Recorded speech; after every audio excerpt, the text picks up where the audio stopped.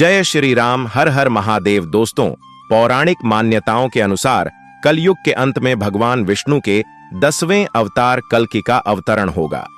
इनके इंतजार में 7 चिरंजीवी आज भी पृथ्वी पर हैं। दोस्तों, जब जब इस धरती पर पाप बढ़ा है, तब तब भगवान विष्णु ने अवतार लिया है और दुष्टों का नाश किया है। भगवान विष्णु के अब तक कुल 9 अवतारों का अवतरण इस धरती पर हो चुका है। हिंदू पुराणों और धर्म ग्रंथों के अनुसार भगवान विष्णु का 10वां अवतार कल्कि अवतार के रूप में कलयुग में जन्म लेंगे। वही कलयुग में कल्कि अवतार की प्रतीक्षा में आज भी 7 महापुरुष जी रहे हैं। ये 7 चिरंजीवी कल्कि अवतार से कब और कहां मिलेंगे, ये सब जानना चाहते हैं।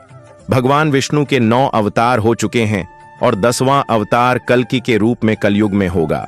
हिंदू धर्म ग्रंथों के अनुसार 7 चिरंजीवी महापुरुष कल्कि अवतार की प्रतीक्षा कर रहे हैं। इनमें हनुमान जी, परशुराम जी, राजा बलि, विभीषण जैसे महापुरुष शामिल हैं। हनुमान जी को माता सीता ने चिरंजीवी होने का वरदान दिया था। परशुराम जी भगवान विष्णु के 6ठे अवतार हैं। राजा बलि को वामन अवतार ने पाताल लोक भेजा था। ये महापुरुष कल्कि अवतार के समय फिर से प्रकट होंगे। दोस्तों, धर्म ग्रंथों के अनुसार हनुमान, विभीषण, व्यास महर्षि, कृपाचार्य, अश्वत्थामा, परशुराम, राजा बलि ये 7 चिरंजीवी महापुरुष हैं। दोस्तों, इन दिव्य पुरुषों की सूची में सबसे पहले चिरंजीवी महापुरुष राम भक्त हनुमान जी का नाम आता है। हनुमान जी को माता सीता ने चिरंजीवी होने का वरदान दिया था और भगवान श्री राम से बजरंग बली को कलयुग के अंत तक धर्म और राम कथा का प्रचार करने की आज्ञा मिली थी। हनुमान जी के जीवित होने के प्रमाण आज भी कई जगहों पर मिलते हैं। महाभारत के वन पर्व अध्याय के 151 के अनुसार एक बार भीम द्रौपदी के लिए पुष्प लेने गंधमादन पर्वत जा रहे थे, तब उनकी मुलाकात हनुमान जी से हुई थी। कहा यह भी जाता है कि हर 41 साल में बजरंग बली श्रीलंका के मातंग कबीले में ब्रह्म ज्ञान देने आते हैं। कलयुग के अंत में जब पाप की सीमा बढ़ जाएगी, तब भगवान कल्कि इस पृथ्वी लोक पर अवतरित होंगे। तब बजरंग वाली एक बार फिर से भगवान कल्कि के रूप में श्री राम जी के दर्शन करेंगे और तब श्री राम द्वारा दिए उन वचनों का कार्यकाल भी समाप्त हो जाएगा। दोस्तों, चिरंजीवी महापुरुषों की लिस्ट में दूसरा नाम परशुराम जी का आता है। परशुराम जी भगवान विष्णु की 6ठे अवतार हैं। चिरंजीवी होने के चलते उनके भी प्रमाण महाभारत काल में भी दिखे थे। आपको बता दें कि परशुराम जी पिता महाभीषण कर्ण और गुरु द्रोणाचार्य के गुरु भी थे। पौराणिक कथाओं के मुताबिक भगवान कल्कि के गुरु भी परशुराम जी ही होंगे। महाभारत काल में भी उनका निवास महेंद्रगिरी पर्वत ही था और आज कलयुग में भी वो इसी पर्वत पर तपस्या में लीन होकर कल्कि अवतार की प्रतीक्षा कर रहे हैं। दोस्तों, राजा बलि श्री हरिभक्त प्रहलाद के वंशज थे। उन्होंने अपने बल से तीनों लोकों को जीत लिया था। उनको बहुत बड़ा दानवीर भी माना जाता है। पौराणिक कथाओं की माने तो भगवान विष्णु ने राजा बलि के घमंड को तोड़ने के लिए वामन अवतार लिया था। एक बार श्री हरि राजा बलि के यज्ञ में शामिल हुए।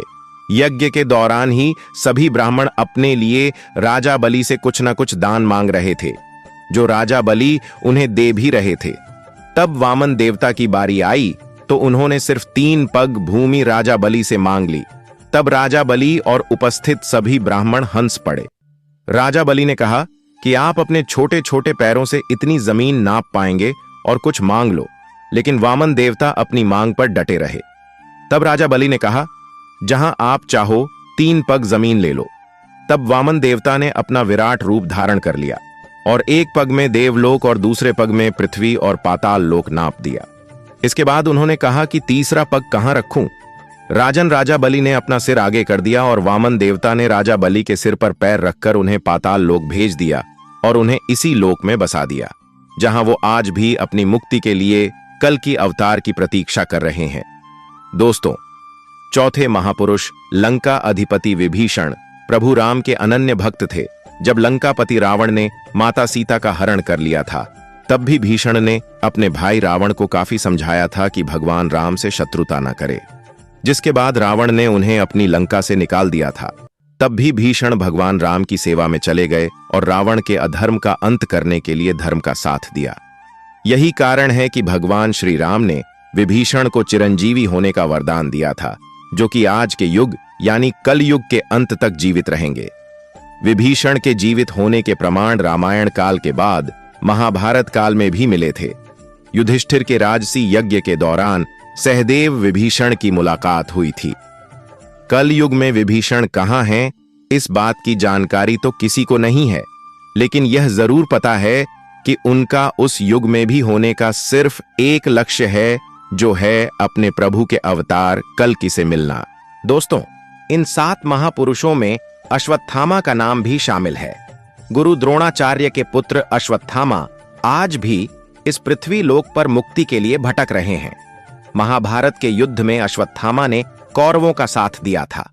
धर्म ग्रंथों के अनुसार भगवान श्री कृष्ण ने ब्रह्मास्त्र चलाने के कारण अश्वत्थामा को कलयुग के अंत तक भटकने का श्राप दिया था। अश्वत्थामा के संबंध में प्रचलित मान्यता है कि मध्य प्रदेश के असीरगढ़ किले में मौजूद प्राचीन शिव मंदिर में अश्वत्थामा हर दिन भगवान शिव की पूजा करने आते हैं। अश्वत्थामा भी कल्कि के अवतार की प्रतीक्षा कर रहे हैं। कहा जाता है कि अश्वत्थामा भगवान शिव का इकलौता ऐसा अवतार है जिसकी पूजा नहीं की जाती, परंतु कल्कि अवतार में अश्वत्थामा का एक अहम रोल होगा, जो आने वाली पीढ़ियों तक उसका गुणगान करेंगी। दोस्तों, अश्वत्थामा के बाद छठे चिरंजीवी महापुरुष हैं महर्षि व्यास। महर्षि को वेद व्यास के नाम से भी जाना जाता है, क्योंकि उन्होंने ही 4 वेद, महाभारत, 18 पुराण और भागवत गीता लिखी थी। महर्षि व्यास ने भगवान कल्कि के जन्म से पहले उनके अवतार के बारे में ग्रंथों में लिख दिया था। महर्षि वेद व्यास बहुत बड़े तपस्वी होने के कारण आज भी कलयुग में भगवान कल्कि के दर्शन के लिए तपस्या में लीन होकर इंतजार कर रहे हैं। दोस्तों, कलयुग के आखिरी और 7वें चिरंजीवी महापुरुष कृपाचार्य हैं। संस्कृत ग्रंथों में उनको चिरंजीवी के रूप में बताया गया है। कृपाचार्य अश्वत्थामा के मामा और पांडवों और कौरवों के आचार्य थे। भागवत के मुताबिक कृपाचार्य की गणना सप्तऋषियों में की जाती है। कहा जाता है कि वे इतने बड़े तपस्वी थे कि उन्हें अपने तप के बल पर चिरंजीवी रहने का वरदान मिला था। वहीं कुछ लोगों का मानना है कि उनकी निष्पक्षता के आधार पर उन्हें चिरंजीवी रहने का वरदान मिला था। कलयुग में कृपाचार्य अधर्म का नाश करने में कल्कि अवतार की मदद करेंगे। दोस्तों, वीडियो आपको अच्छी लगी हो तो लाइक और सब्सक्राइब अवश्य करें। धन्यवाद। जय श्री राम।